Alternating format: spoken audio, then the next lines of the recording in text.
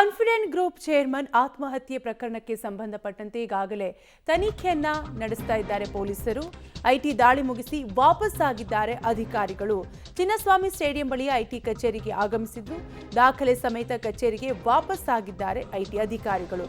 Confident group ಕಚೇರಿ ಮೇಲೆ ದಾಳಿ ಮಾಡಿದ್ದ ಐಟಿ ಅಧಿಕಾರಿಗಳು ರಾಯ್ ಸುಸೈಡ್ ಬೆನ್ನಲ್ಲೇ ಐಟಿ ಅಧಿಕಾರಿಗಳು ಕಾಲ್ಕಿತ್ತಿದ್ರು. ಕೇರಳದಿಂದ ಐಟಿ ಅಧಿಕಾರಿಗಳು ಬಂದಿದ್ದು ಸತತವಾಗಿ ತನಿಖೆಯನ್ನು ನಡೆಸ್ತಾನೆ ಇದ್ರು, ಮಾಹಿತಿಗಳನ್ನ ಕಲೆ ಹಾಕ್ತಾನೆ ಇದ್ರು. ಈ ಸಂದರ್ಭದಲ್ಲಿ ತಮ್ಮ ಗನ್ನಿಂದಲೇ ಎದೆಯ ಭಾಗಕ್ಕೆ ಫೈರಿಂಗ್ ಮಾಡಿಕೊಂಡು ಸಿಜೆ ರಾಯ್ ಆತ್ಮಹತ್ಯೆಯನ್ನ ಮಾಡಿಕೊಂಡಿದ್ದು.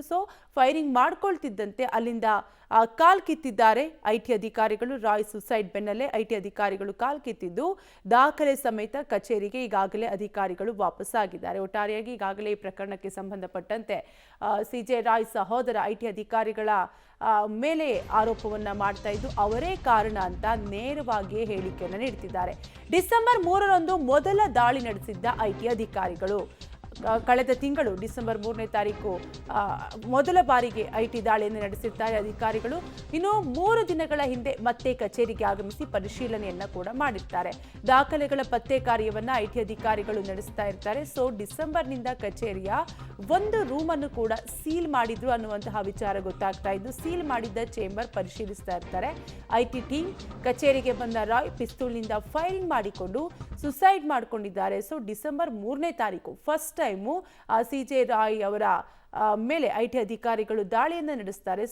ಇನ್ನು ಕಳೆದ 3 ದಿನಗಳಿಂದಲೂ ಕೂಡ ಸಿಜೆ ರಾಯ್ ಅವರ ಕಚೇರಿ ಮೇಲೆ ನಿರಂತರವಾಗಿ ಐಟಿ ಅಧಿಕಾರಿಗಳು ದಾಳಿಯನ್ನು ನಡೆಸ್ತಾ ಇದ್ದು, ಕಚೇರಿಯಲ್ಲಿದ್ದ ಒಂದು ರೂಮ್ಗೆ ಐಟಿ ಅಧಿಕಾರಿಗಳು ಸೀಲನ್ನು ಕೂಡ ಮಾಡಿರ್ತಾರೆ. ಈ ಸಂದರ್ಭದಲ್ಲಿ ಆ ರೂಮ್ನಲ್ಲಿ ತನಿಖೆಯನ್ನು ನಡೆಸುವಂತಹ ಸಂದರ್ಭದಲ್ಲಿ, ಮಾಹಿತಿಗಳನ್ನು ಕಲೆ ಹಾಕುವಂತಹ ಸಂದರ್ಭದಲ್ಲಿ ಏಕಾಏಕಿ ಸಿಜೆ ರಾಯ್ ಗನ್ನಿಂದ ಫೈರ್ ಮಾಡಿಕೊಂಡು ಆತ್ಮಹತ್ಯೆಗೆ ಶರಣಾಗಿದ್ದಾರೆ.